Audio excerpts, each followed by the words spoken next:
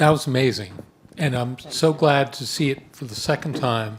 I'm thinking with Peter here and Lenny, we're performers. We get to present our life every time in a different way when we play live, but you get to make this movie once. How do you begin to tell the story? I can't imagine how to approach it. Wow. Yeah, there's so much stuff. I guess it's only the stuff that really strikes you. I mean, for an old band like this, it's starting with the live performance footage because people want to get a sense of what the FUGS performed like.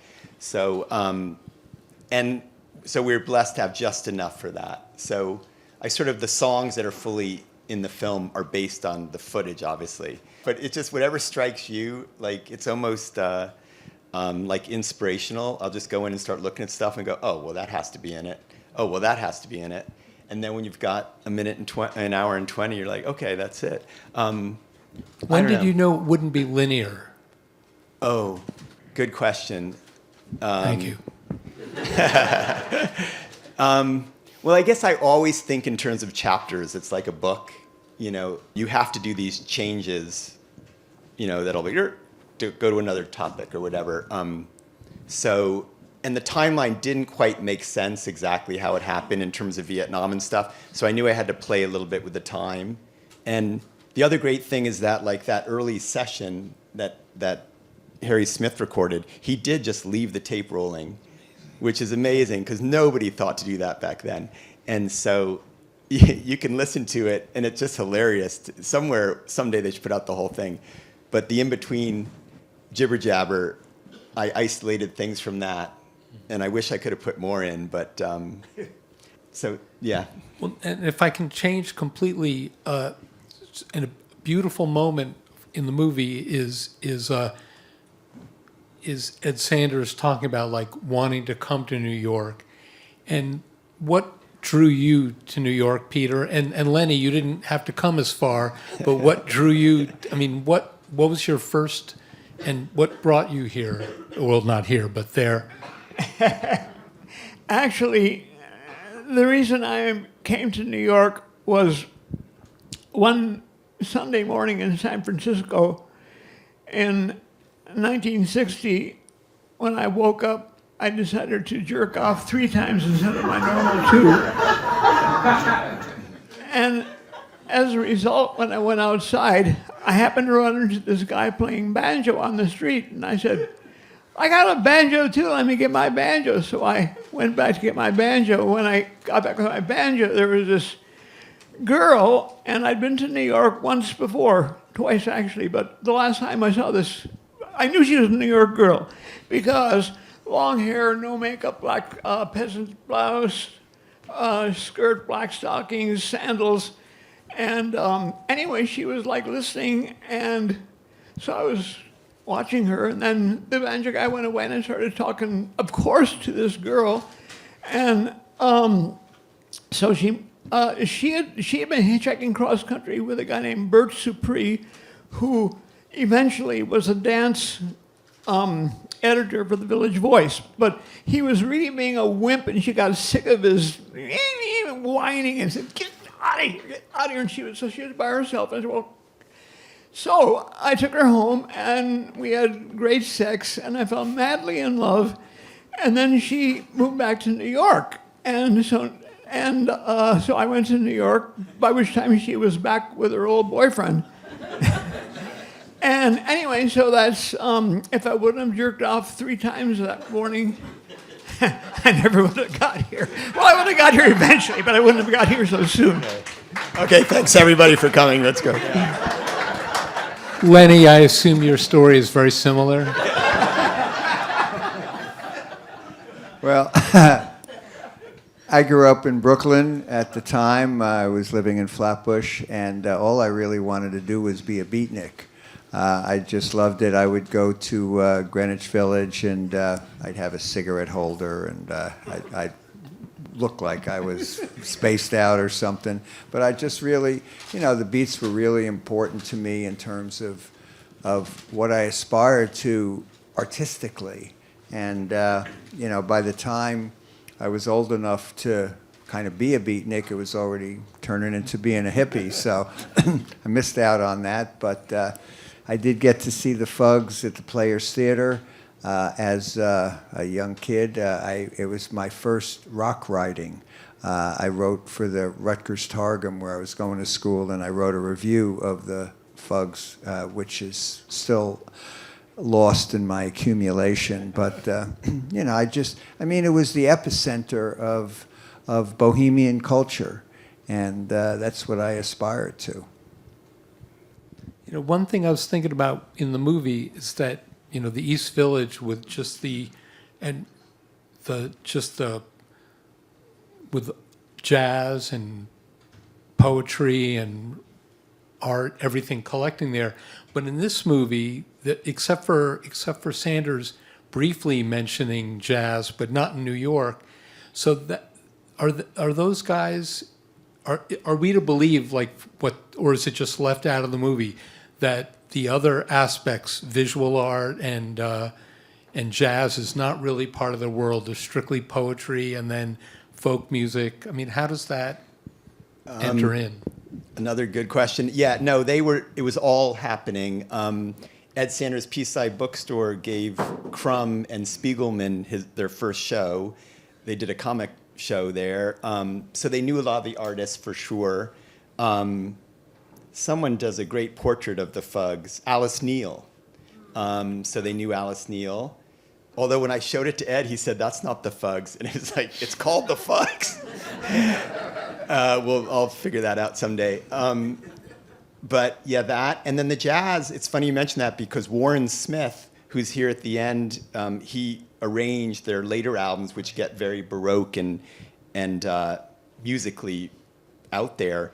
Warren was from deep jazz. Yeah. You know, if you look at his career, it's incredible. And then he went on to arrange Janis Joplin's live shows too. So he was known for sort of giving a jazz or arrangement and horns and stuff to rock and roll. So no, it really was kind of all together. But yeah, I think poetry was sort of the ground zero for this band for sure. And Peter, do you contribute to Fuck You as well, or just Weber? Just Weber. I never was a contributor. Yeah. Yeah. And I guess you told a little bit of this. This is an interesting story, but so Peter left the FUGS a little earlier than Weber, without getting too much into the drug thing. But Weber had a problem, and you got sick of it. But the FUGS went a little further, so they actually did some live shows for maybe 4 or 5 more months with Weber without you. Yeah, and then what finally happened was they had their first big gig that was in some bigger venue, and they're waiting for Weber to get on stage, and Weber is tuning, and Weber is tuning, and Weber is tuning, and this went on for a half hour. Weber was waiting for Weber to tune. Then he went back stage to tune, and they waited longer, and they went to see what was going on, and he had crawled into a cardboard box and fell asleep. And that was when that's when he got kicked out of the band. I think that was Carnegie Hall, if I remember. They were supposed to play Carnegie Hall. Yeah. Okay. Peter, I want to ask you that because as part of my research for this important job I have tonight, I went back and rewatched the Holy Modal Rounders documentary, and what is it like to watch yourself in multiple ways? When you see that, does it look like? Do you think you're watching yourself? Do you think you're watching a depiction of yourself? There are different versions of it. I mean, what is that like? Well, what I usually think is, I wish I had been speaking more clearly. I can't figure out what I'm trying to say. Often, of course, embarrassment. Then again, embarrassment is my friend. After having been embarrassed for the several thousandth time, I realize that when I'm embarrassed, I'm actually feeling this altered state. It's kind of a way of being high, kind of, sort of. And it's kind of interesting. Also, nothing bad has ever happened. I did this embarrassing thing, and I'm embarrassed, and really didn't matter. And anyway, so I feel embarrassed and I don't give a shit when I'm watching myself often. I'm going to work on that. Now, Lenny, you brought something that you found. You didn't find the review of. No, it's true. I didn't find the review, but when I was thinking about this a few days ago, I mean, I got to say, my basement is a horror show of detritus, so I can't find anything. But I just happened to walk to a box, and this was right in the front of the box. It's Ed Sanders' Poem from Jail, written in 1961 when he was in Montville State Jail, Uncasville, Connecticut, August 8th through 24th, 1961. I don't know what he was incarcerated for. Oh, he was protesting an atomic, a nuclear it was an anti-nuclear demonstration. He was actually swimming. They jumped in and swam on top of the nuclear submarine. Literally. Lord yeah. love him. Lord love him. Anyway, I immediately, when I found this, and I looked at it, and sometimes I think, given the FUGS notoriety and all the book writing he's done over the years, we forget that Ed is an amazing, amazing poet.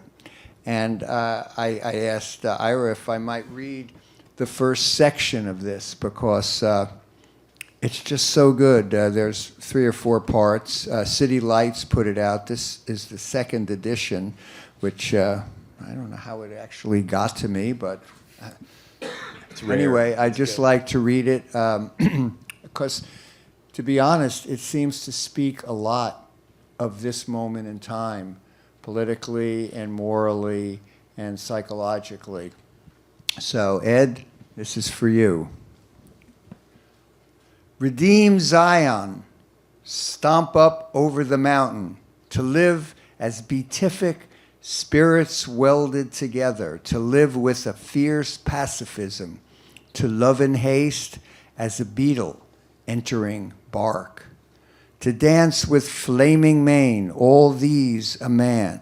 I, steaming proud, have sought as a harlot her jewels and paint as belly seeks out belly, and we have demanded that they ban the bomb. Mouth of death, convulsions upon the earth, and the bomb gores.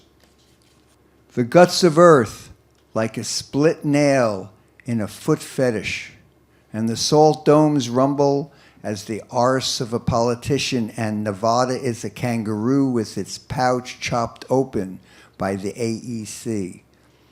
And at my car was the whir of wings, red wing, black wing, shot with crimson. And the bird flock stared to my eye, and always the birds flap overhead, shrieking like a berserk tobacco auction. Pains, never birth, dyness. And we have seen the failure of Stassen and the teller, intervention, and Radford in their waiting also for death. And lady, too old now to fuck for the China lobby. And we have learned the hidden history of the Korean War and MacArthur, who retreated before non-existent Chinese hordes. And we have soon denied Mao's creation. We have denied Van Gogh's crow shrieking on the horizon and Rualt's Jesus. Chant, chant, O American. Lift up the steel, anti-bomb, O American. Is there an eagle of pacifism? Is there a bevy of symbolic birds? The red bird, the clawhawk, the sexy dove, the cormorant of Oceanus, the sea crow of bloody claws, pigeon of the dance of the belly. Birds, birds, shrieks in furry assemblage, birds, birds. Blurred birds in flight, birds, birds, Da Vinci's tail feathers, dream of youth, birds, birds, Ginsberg's sacred scroll to Naomi, birds of the fluttering eyes, birds never asleep, diaphanous eyelids. Between the bevy of birds and the sexy lamb, there is nothing else. The Father negative, the Son negative, the Holy Ghost negative, Aphrodite, Galapagos remains, the hieroglyphics remain. Tree die, but the dream remains. Van Gogh and Ginsberg, the burning bush, the trembling flank, all remain. Anubis and the power of amulets, the beetle of endlessness, they remain. My flesh abides, my electrical meat chatters for a wink of eternity between dark cunt and the grave. O American, arise, hurl the voice, the mind's lance out of the mouth. O hurl the mind's lance as that syphilitic splendor of festers, clogging the choice, clogging the politic of choice. Ed Sanders.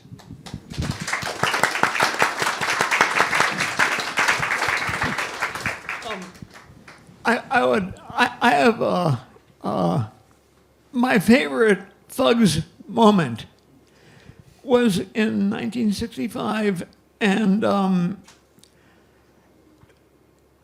Thule had just written a parody of Goldfinger called Stinkfinger. He loves only cunt, Stinkfinger.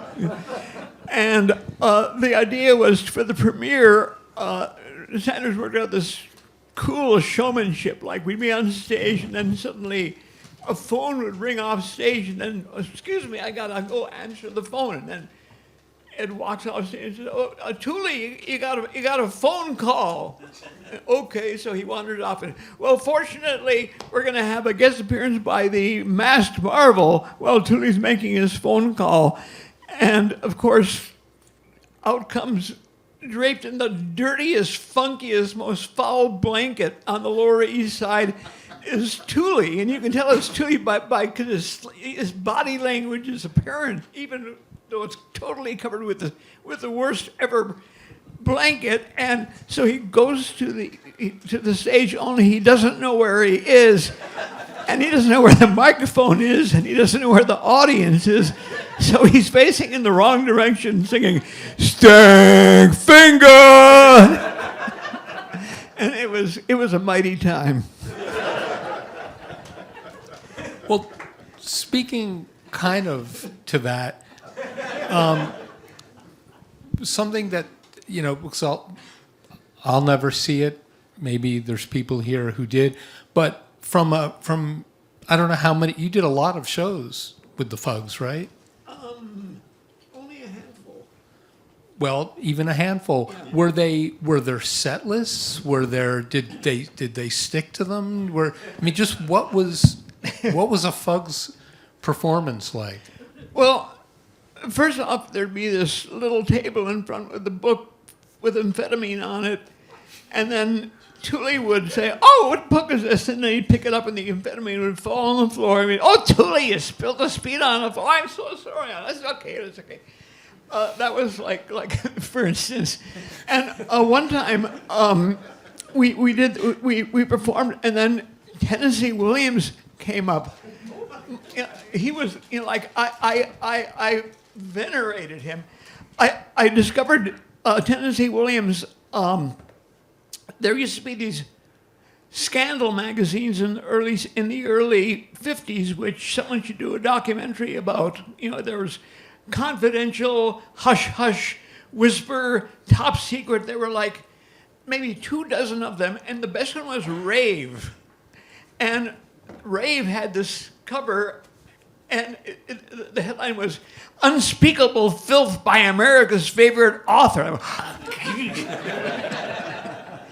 And I'd never heard of Tennessee Williams at the time. This is like mid-50s.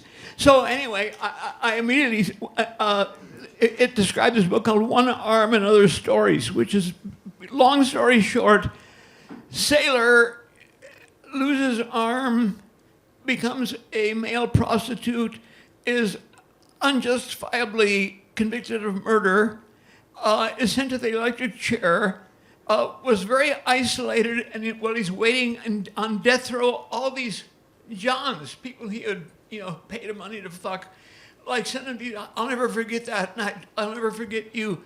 And so he goes to the electric chair, and he's got his letters, and he won't give, okay, give me those letters. We're going to put you in the electric. No! And so he puts the letters between his legs and gets fried. I thought, God damn. And so I was at them like, I am Tennessee Williams. I am with you. I'm with you forever. And here comes Tennessee Williams, like after the show. And he says, what were those words? I can't understand a word anybody said. That was great. Those were probably at the Peace-Side bookstore. Those early shows were like around...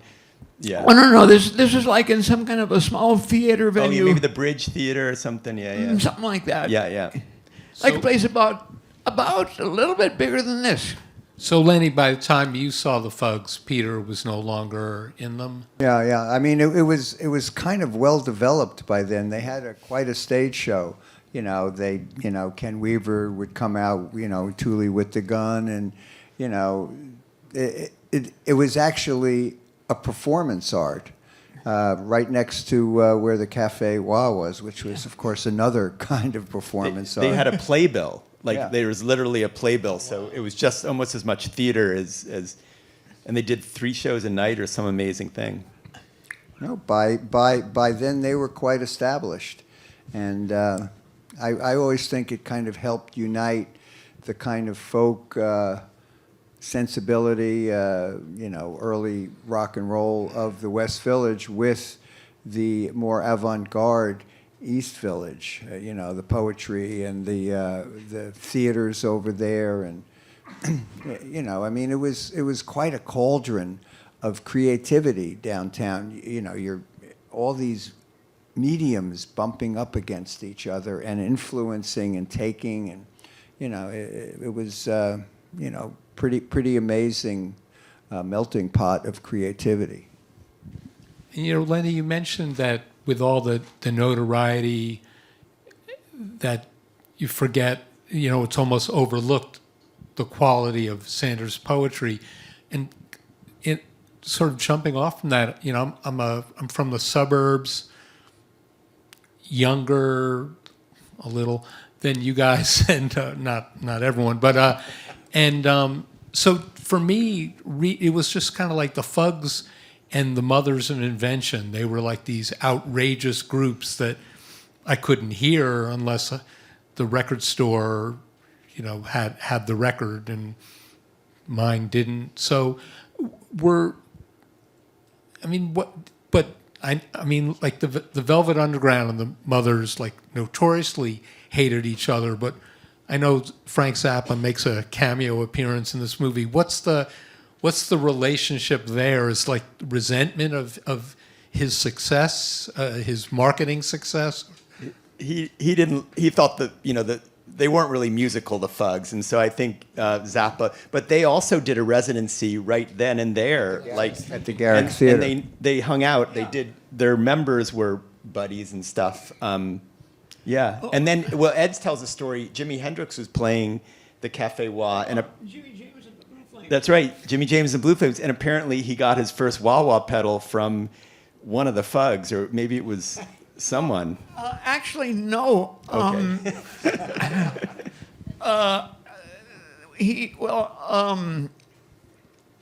I worked for a company called Electro Harmonics after my band split for the West Coast, and I just recently went back to talk to the boss and say hi, and he said that actually I forget the origin of how Jimi Hendrix got his wah-wah, but that wasn't it.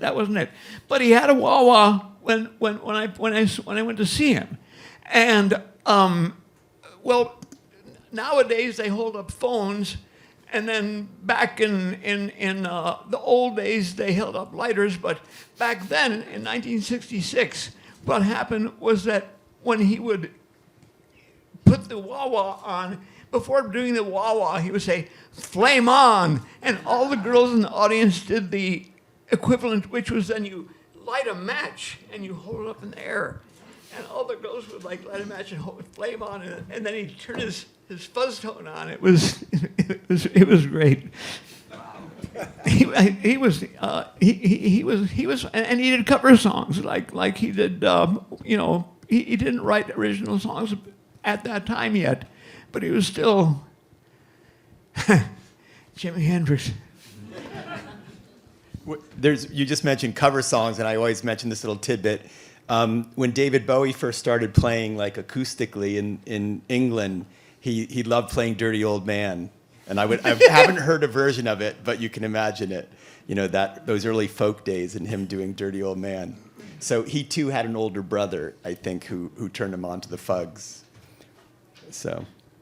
I want to mention that someone asked Ralph Gleason about the comparison and identical niceness of the FUGS and the Mothers of Invention, and he asked Frank Zappa about that, and Frank Zappa was outraged by the super kind of tight-ass Los Angeles, chops involved, technical proficiency, Southern California thing, as opposed to the, sloppiness of the FUGS, which, as you mentioned, was getting much less sloppy originally we were like ramshackle as hell.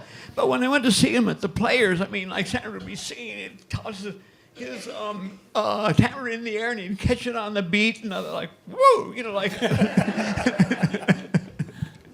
I'm just curious whether the Velvet Underground and the FUGS had any interaction, because the Velvets started playing at the Cafe Bazaar, which is, and Lou Reed was definitely poetically inclined. He loved Delmore Schwartz, so I wonder if there was any interaction there. So Jackie, the funny thing is it would be the musician. So Jackie, who's in the film, who's amazing, and those shoes were amazing, her sneakers. But Jackie remembers playing behind films with Cale and Reed and the other FUGS who were musical, like maybe Weber was there too, and it was called the Transcendental Zen Orchestra. So in those early like Barbara Rubin type days, they were playing behind, and a couple of the members of the early Velvets, who were then the Falling Spikes or something else, were playing behind films. So that did happen a little bit. And then, there wasn't that much connection, but the Velvets did start out pretty folky as well, which is funny. And actually, there's an early version of "I'm Waiting for My Man," which like it's something acoustic, and it really sounds like Rounderish. Yeah. Thinking a few minutes ago, Lenny introduced the poem by talking about the times today, and I wonder, I did not think to bring it, but you shared with me Ed Sanders' holiday poem or card, which I thought was really profoundly speaking to the times in a way that I know personally feel a lot of despair right now, and the idea, because I'll blab on for another moment. One of the things that I think about with my life and your lives is that it feels like right now we've backslid so much that you talk about the lyrics and the FUGS, the Lenny Bruce, whatever, that things that were solved are no longer our problems again, and if I feel that despair, I can't imagine how Ed Sanders would feel, and yet he writes this beautiful words. I don't know if you have them at hand and can share them. Sorry. Okay, maybe. While I look for it, I will say that, I liked in that poem the ego of passivism. Like, it's so hard to be tough and passive at the same time, but I think Ed is a good example of being fiercely for peace. I guess that's the word, and I think he says something about that here. Okay, so this is his New Year's thing. Okay. In the face of a new year, known as 2026, in a nation unsettled by a losing-it cad who's forgotten how to be a clear-headed tyrant in his unself-confident egomaniac beingness. We urge you to stay calm, loving, creative, and resourceful, for this crazy time shall pass, because the miracle of Philadelphia, May, June 1776, and also of 1787, shall hold sway and triumph. So may we all learn to dance while sitting down during this temporary squall, dwelling as we do on the edge of a small galaxy in the penetralium of mystery, with times of radiance and joy to comfort our journeys. Have a good 2026. From Ed. Yeah. Can't beat that. So, yeah. I think so. And okay, maybe one or two questions. Just, is that okay? I guess. I don't know. You're in charge. Oh, yeah, go ahead. I was wondering if there was any tribute album, bands doing covers of FUGS songs. I really have the first two albums, and there's a whole lot in the canon that I'm not familiar with.